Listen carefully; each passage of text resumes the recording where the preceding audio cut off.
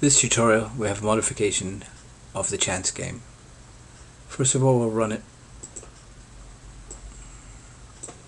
We have a new menu. We have options to play a new game, load a game, save a game, and continue the current game or quit. So I'll play a new game, and I have player M and player J. M wins this round and has got one win. I'll play another round by selecting forward to continue, and M won the second one, so M wins 2 and J wins 0. So what I'll do is I'll save the game by selecting number 3,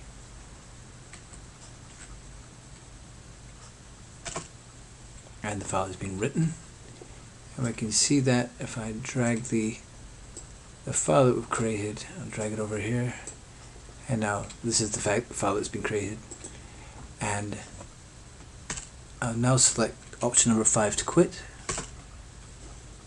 and we quit, and now I'm going to run the game again. So I'll start by playing a new game, and this time I'll use character X, character Y, and we have Y winning 1.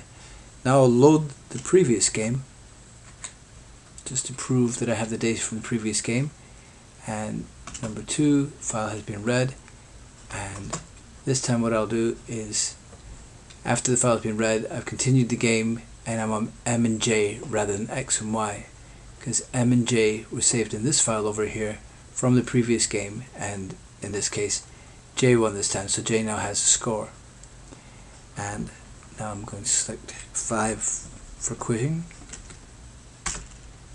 and we'll look at the modifications to the code. Now first off, we have here the path name, the file name, a string which has the path and the file name, a .bin, it's a bin binary file. In the main we have the same player as before, and we have our menu which we've just seen, and we have changed our answer to an integer, and our answer here, case 1, we select new game, load game, save game, and next round, and then we play the game down here, and we loop while answer is not equal to 5. There are some problems with this, but it works for now. So playing the game is the same as before. We get the random numbers for the 2 players, and we write out their details, and if one wins, then that person gets the number of wins incremented by 1, otherwise the other one does, and then we display the data. So that's playing the game. What's really changed is the save game and load game. Save the game, we pass by value the player's details, and then we save it to a file here, and we use file open, we give it the file name which is up here, file name, so we pass this function the file name,